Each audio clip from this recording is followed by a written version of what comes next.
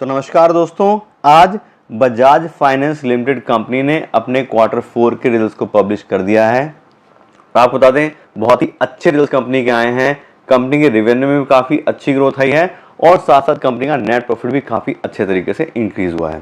और आज की इस वीडियो में इन रिजल्ट्स के बारे में एनालाइज करेंगे कि कैसे कंपनी के रिजल्ट्स आए हैं और साथ साथ इन रिजल्ट्स को देख करके हम अपने इन्वेस्टमेंट डिसीजन में हेल्प कैसे ले सकते हैं कि अगर हम अपना पैसा इन्वेस्ट करना चाह रहे हैं इस कंपनी में तो हमें क्या करना चाहिए, और अगर हमने ऑलरेडी अपना पैसा इन्वेस्ट किया है तो हमारा क्या डिसीजन होना चाहिए। तो पहले बात करते हैं कंपनी के रिजल्ट्स के नंबर्स के बारे में। और यहां पे देखें तो इस क्वार्टर में बैंक के रेवेन्यू आए हैं 11,360 करोड़ रुपए, जबकि पिछले क्वार्टर में 10,784 करोड़ थे और पिछले साल के मार्च 2022 क्वार्टर में कंपनी के रेवेन्यू 8,627 करोड़ थे। और यहाँ पे देखें कंपैरिजन, तो क्वार्टर बेस पे कंपनी का रेवेन्यू 5% से इंक्रीज हुआ है और ईयर ऑन ईयर बेस पे बहुत ही अच्छा 32% का इंक्रीमेंट आया है कंपनी के रेवेन्यू में। उसके अगर बात करें कंपनी की नेट इंटरेस्ट इनकम की, तो इस क्वार्टर में कंपनी की नेट इंटरेस्ट इनकम आ रही है 7,768 करोड़ रुपए, जबकि पिछले क्वार्टर में 7,433 करोड़ थी और पिछले साल के मार्च 2022 के क्वार्टर में कंपनी की नेट इंटरेस्ट इनकम 6,064 करोड़ थी। यहाँ देखें तो क्वार्टर बेस पे कंपनी की नेट इंटरेस्ट इनकम 5% से इंक्रीज हुई है और ईयर ऑन ईयर बेस पे 28% से इंक्रीज हुई है। इसके अगर हम बात करें कंपनी के नेट इंटरेस्ट मार्जिन की, तो इस क्वार्टर में कंपनी का नेट इंटरेस्ट मार्जिन आ रहा है 68% का, जबकि पिछले क्वार्टर में 69% था और पिछले साल के मार्च 2022 के क्वार्टर में कंपनी का नेट इंटरेस्ट मार्जिन 70% का था।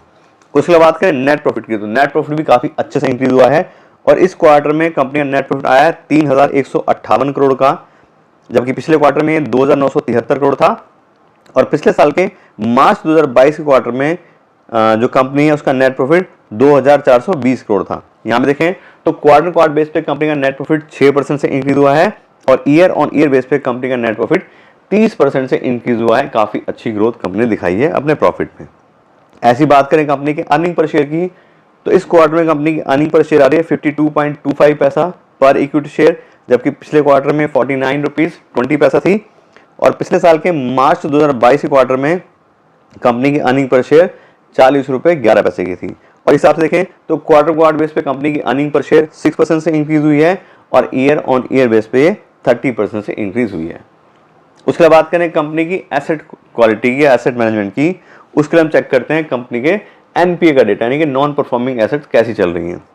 और यहाँ देखें तो इस क्वार्टर में कंपनी के ग्रॉस एनपीए आ रहे हैं 0.94%, यानी कि 1% से भी नीचे के आ रहे हैं। उसके अलावा पिछले क्वार्टर में 1.14% थे और पिछले साल के मार्च 2022 क्वार्टर में कंपनी के ग्रॉस एनपीए 1.60% थे। यहाँ पे देखें तो क्वार्टर बेस पे भी और ईयर ऑन ईयर बेसिस पे भी जो कंपनी है उसके ग्रॉस एनपीए में काफी कमी आई है।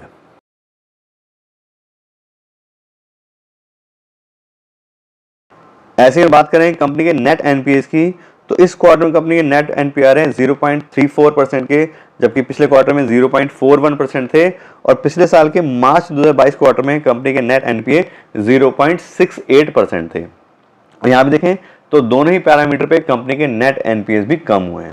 तो ये तो हो गई रिजल्ट्स की बात। अब हम बात करते हैं कंपनी के शेयर प्राइस की और कंपनी की वैल्यूएशन के बारे में कि इस शेयर प्राइस के हिसाब से हमें क्या अपना इन्वेस्टमेंट डिसीजन लेना चाहिए। तो बात करें आज की डेट में जो कंपनी का शेयर प्राइस आ रहा है वो है 6,055 रुपए और इस हिसाब से देखें तो कंपनी एक ओवर वैल्यूड कंपनी है, बल्कि हाईली ओवर वैल्यूड कंपनी है। क्यों? क्योंकि हम बात करें स्टॉक या शेयर के पी बाई ई की, तो 34 की पी बाई पे इसके जो स्टॉक्स जो शेयर्स हैं वो ट्रेड कर रहे हैं, जबकि बात करें सेक्टर की पी बाई की तो वो 20 की चल रही है। तो company price by earning ratio हिसाब से काफी महंगी है। उसका रीजन भी हमने देख लिया, कंपनी बहुत अच्छा परफॉर्म कर रही है, प्रॉफिट अच्छे से इंक्रीज हो रहे हैं, बिजनेस अच्छे से इंक्रीज हो रहा है। तो बट ऑब्वियस है कि इस तरह की जो कंपनियां होती हैं उनमें सब लोग अपना पैसा इन्वेस्ट करना चाह रहे हैं तो उनका कहीं ना कहीं प्राइस इंक्रीज हो ही जाता है।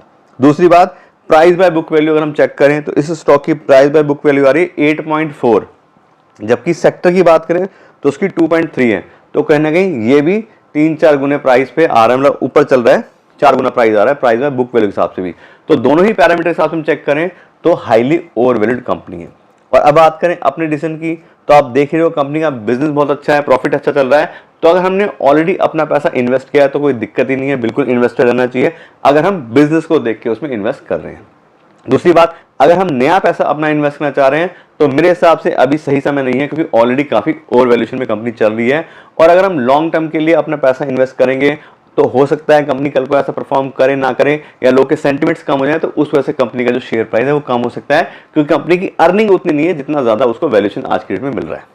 तो इस तरह से दोनों ही बातें आपको बता दी हैं कि अगर आप पैसा इन्वेस्ट करना चाह रहे हैं तो आपको मेरे हिसाब से क्या करना चाहिए, और अगर आपने ऑलरेडी इन्वेस्ट किया है तो आप क्या डिसीजन ले सकते हैं। बाकी आप अपने हिसाब से होमवर्क कीजिए और फिर अच्छे सोच समझ के डिसीजन लीजिए कि आपको इस कंपनी के साथ क्या करना है। तो आपको रिजल्ट्स के बारे में सारी नॉलेज दे दी है। आशा करते हैं आपको वीडियो अच्छी लगी होगी।